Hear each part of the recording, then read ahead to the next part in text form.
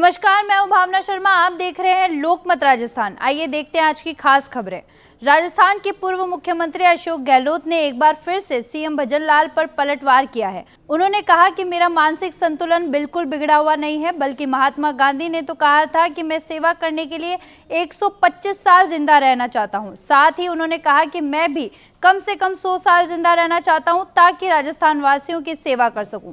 गहलोत ने कहा कि प्रदेश में अवैध खनन की बाढ़ आ गई है, इसलिए मुख्यमंत्री को शासन और प्रशासन पर ध्यान देना चाहिए। ऐसे समय में मुख्यमंत्री और उनकी कैबिनेट विधायक प्रशिक्षण शिविर के लिए गुजरात में है। राजस्थान कांग्रेस प्रदेश इकाई के पीसीसी चीफ गोविंद सिंह डोटासरा आज मेड़ता जाते समय कुछ देर के लिए अजमेर में रुके, जहां स्थानीय कांग्रेस कार्यकर्ताओं ने उनका गर्मजोशी से स्वागत किया। इस मौके पर उन्होंने भाजपा पर जमकर निशाना साधा और मौजूदा सरकार की सभी नीतियों को विफल बताया। डोटासरा ने कहा कि जब भाजपा खुद सवालों के घेरे में आती है तो वह देश पर संकट या आतंकी हमले की बात करने लगती है। उन्होंने केंद्र सरकार से सवाल किया कि आखिर ऐसे हमले क्यों होते हैं और इन्हें रोका क्यों नहीं जाता। पूरा देश और सभी राजनीतिक दल इस समय आतंकवाद के खिलाफ एकजुट हैं और सरकार के साथ खड़े हैं, लेकिन सवाल ये है कि सरकार ऐसी घटनाओं को दोबारा होने से रोकने के लिए क्या कर रही है। केंद्रीय गृह मंत्रालय के निर्देश के बाद राजस्थान के 28 शहरों में भी युद्ध के हालात में बचने के लिए कल मॉक ड्रिल होगी। 3 कैटेगरी में बांटे गए शहरों में कोटा और रावतभाटा को सबसे संवेदनशील शहर वाली कैटेगरी में रखा गया है। वहीं जयपुर सहित 18 जिलों को कम संवेदनशील वाली दूसरी कैटेगरी में रखा गया है। सबसे कम संवेदनशील वाली कैटेगरी में 8 शहर शामिल है। इन शहरों में रात में सायरन बजेंगे और ब्लैकआउट भी होगा। हालांकि मॉक ड्रिल का टाइम अभी तय नहीं है। सिविल डिफेंस की टीमों ने मंगलवार से इस एक्सरसाइज की तैयारियां शुरू कर दी है। वहीं सरहदी इलाकों में रहने वाले लोगों का कहना है कि ऐसी तैयारियां आखिरी बार साल 1971 में देखी गई थी। सवाई माधोपुर जिले के खंडार विधायक जितेंद्र गोठवाल ने जिले से बांग्लादेशी, रोहिंग्या और पाकिस्तानी नागरिकों को निकालने की मांग की है। विधायक ने इसके लिए एसपी को लेटर लिखा है। जम्मू कश्मीर के पहलगाम में हुए आतंकवादी हमले के बाद देश प्रदेश में आक्रोश व्याप्त है। आतंकी घटना को लेकर केंद्र सरकार भी बेहद सख्त है और लगातार कड़े कदम उठा रही है।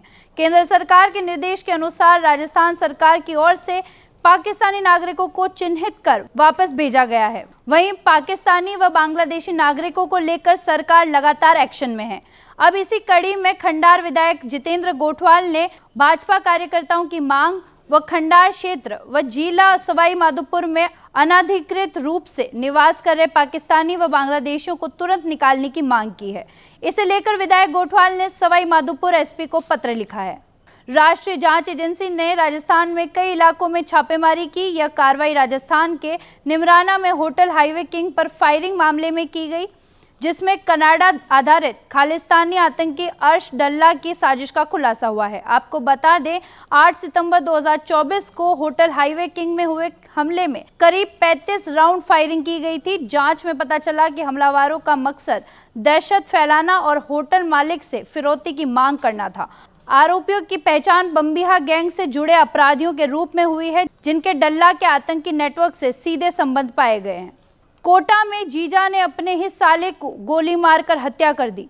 वह अपने परिवार का इकलौता बेटा था। महावीर नगर सेकंड इलाके में रहकर रीट की तैयारी कर रहा था। कंप्यूटर सीखने के लिए रिश्तेदार के साइबर कैफे पर जाता था। आरोपी जीजा ने साइबर कैफे में घुसकर वारदात को अंजाम दिया। आरोपी जीजा मृतक के चाचा का दामाद है। उसके ससुर का अपने बड़े भाई से खेत में रास्ते को लेकर विवाद चल रहा था। इसी विवाद के चलते उसने अपने साले का मर्डर कर दिया। हत्या के बाद से आरोपी फरार है, जिसकी तलाश की जा रही है। वहीं एमबीएस हॉस्पिटल में शव को मोर्चरी में करवाया गया। परिवार ने आर्थिक मदद और आरोपी जीजा के मकान पर बुलडोजर चलाने की मांग की है। अजमेर के होटल में लगी आग में झुलसी महिला ने आज सुबह जेएलएन अस्पताल में दम तोड़ दिया। होटल में लगी आग में 4 की पहले ही मौत हो चुकी है। ऐसे में मरने वालों की संख्या अब 5 हो गई है।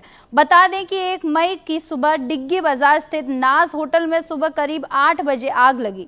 देखते ही देखते आग होटल की 5वीं मंजिल तक पहुंच गई। होटल में जायरीन ठहरे हुए थे। करीब 3:30 बजे बाद आग पर काबू पाया जा सका। आग हादसे में गुजरात के एक परिवार के 3 लोगों और नई दिल्ली के एक युवक की मौत हो गई है।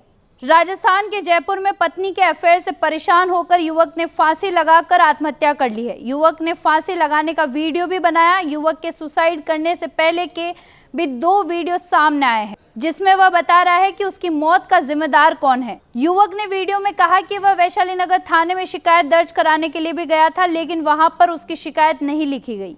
उसने कहा कि मेरी वाइफ ने मेरी जिंदगी बर्बाद कर दी है, मुझे इंसाफ चाहिए। जानकारी के मुताबिक मृतक युवक सत्यप्रकाश मथुरा का रहने वाला था। वह जयपुर के खातीपुरा स्थित चौधरी मार्केट में किराए के मकान में रहता था।